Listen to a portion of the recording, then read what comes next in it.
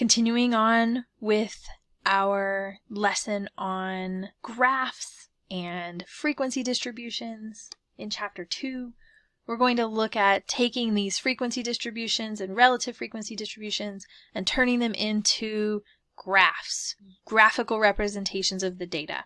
So we have up top our grouped frequency distribution, and then below it our relative frequency distribution.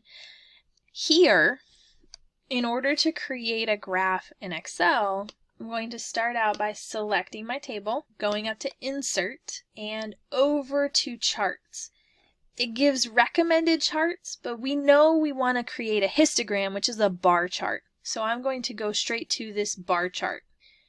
If I click the drop down, it'll give me a bunch of different options that I can preview. So I can preview these options. Be really careful with three-dimensional anythings, because 3 dimensions on a 2-dimensional surface can be misleading. We want to make sure that we're not misleading in our graphs. So we will rarely, if ever, use 3-dimensional anythings. Let's just stick with 2Ds. Here's a histogram that's horizontal. It's a little weird. We like our histograms to be vertical. I'm going to come back up here to the 2D column and create our histogram here. I'll drag it over here to the side. We're going to do a little bit of cleanup on this. Anytime we create a graph or a table using technology, we need to make sure that we have appropriate labels everywhere. We need to label our horizontal axis, our vertical axis, and give a title to our table. Someone looking at our graph should be able to easily identify what's going on in the graph. We'll give it a title. And now the fun part. So the first thing I'm going to do is I'm going to click off of the automatic pop-up menu that happened for the graph, because there are a couple of things I want to show you. The first one, if you are on a PC, you will have this little plus sign in the upper right of your chart that will allow you to add chart elements pretty easily. So if I click on that add, it will give me a list of things that I can add to it.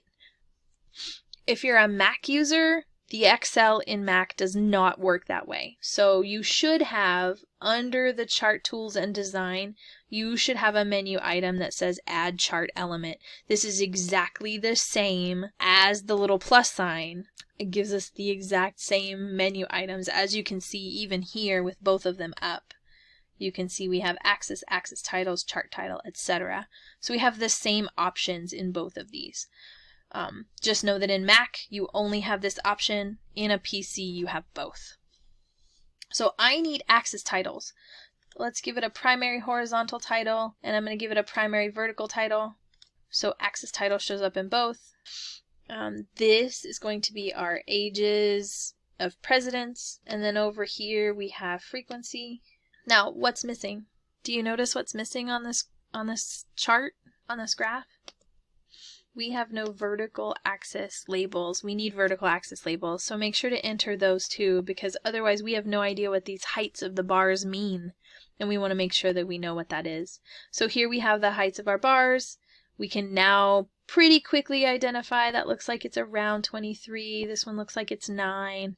And we can hover over and see that indeed that is the case. We have our classes along the bottom. Looks pretty good. We can make it a little bit better though. Google makes these bars wider.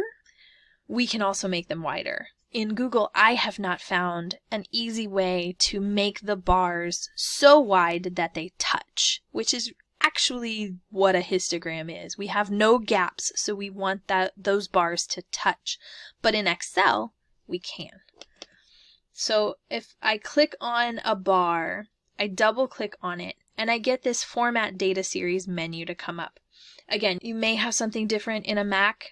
Unfortunately, I don't know that much, but it should be along one of these two menus on the chart tools, either the design or the format. It should be there. I don't want any width, so I'm going to shrink this gap width to be 0. And when I do that, I get these nice large bars touching, which is what I want. The other thing that I am going to do, my bars are all outlined in blue, it looks like, so I'm going to outline them in black so it's a little bit easier to see each individual bar. Let's make that menu go away so we can see the whole chart now. Great. There's our histogram for our US presidents. The only other thing to tell you, which if you haven't already watched the Google video, you'll hear this again. The labels along the x-axis could be different. It's a matter of convention how we label them. We can label them with the classes. We could potentially label them with the boundaries here on the edges instead. With technology, that's really hard to do. The technology does not want to label the borders of these bars. They want to label the bars themselves. So that's why we're just going to leave the classes and not worry about it so much. Some textbooks, some other publications may want the boundaries. This is perfectly fine for our purpose. So that's our histogram.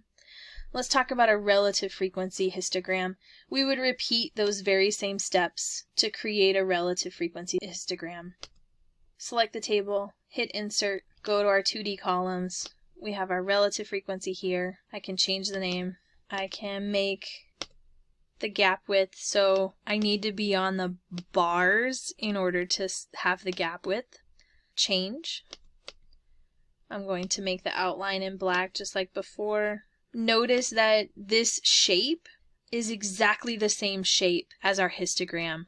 That should be the case. They should be the same shape. One is an actual grouped frequency, the other one is relative frequency. One's labeled with percentages, one's labeled with just numbers.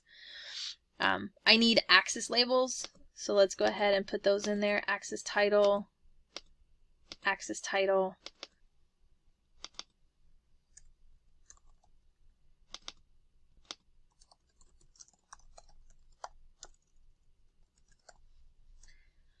And there we have our relative frequency. Not too bad. Well, what if we didn't want a relative frequency histogram? What if we wanted a relative frequency polygon? Polygon's a line chart. So I'm going to leave that histogram there and come over here and grab my data again, insert another chart, and this time I'm going to go to the line charts, and I want straight lines. So here we have 2D line. It's right under the bar chart. So bar chart's 2D column, 2D line. This is exactly what I want. Remember what I said about three-dimensional anythings? When you start doing 3 dimensions, it changes your perspective and it can be bad.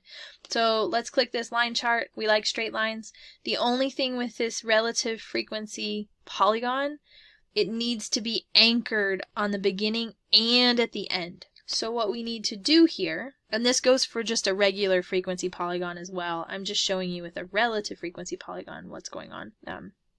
Before I do that though, I'm going to move some stuff around. I'll put our relative frequency here. I'm going to paste values and then change these to percents so that I don't mess up my chart. If you've already watched the Google version, you'll see that if we copy a table and place it somewhere else, when we have cell references in the formulas, if we don't do paste values, we can change them and we have to correct them. So here, I'm going to insert a new row at the beginning and at the end and just put zeros there. The zeros force the polygon to sit on the x-axis. I'm not going to select it and create a new one. That's one option that you already know how to do. Let's say that I wanted to change this chart, change the graph. Like I said before, it's a little bit tricky to do it, but we can.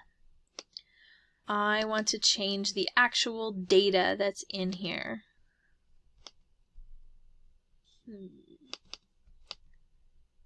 So here, let's get rid of that menu. If I'm in the graph, and I right-click inside the graph, I can change my data. So right now you see my data is selected here. Now I can change my data source. So I'm going to not select this data, but I'm going to select this data. Instead of having to create a brand new chart, it just allows me to change where my data is. Just another option. And okay, I've got some weird things here. I want to keep the relative frequency but eliminate the ages so that the ages go away. And then my axis labels changed. I want my axis labels to be the ages. So I'm going to select the ages to put those back in. And we have them, which is awesome. I click OK. Looks like everything's okay now. I can click OK, and now I can change my menu, my title. I can add the axes just like before.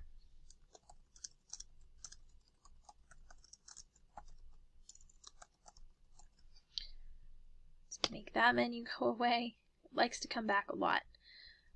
Add my chart elements.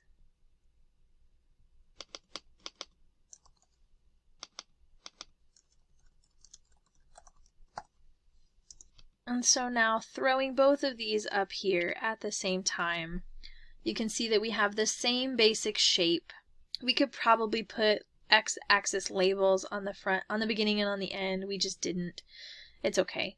And then the US presidents, we have the histogram. Same basic shape. This is a relative frequency polygon because we use the relative frequency table, but we can do exactly the same steps and create a frequency polygon from the frequency distribution as well. And that pretty much wraps it up.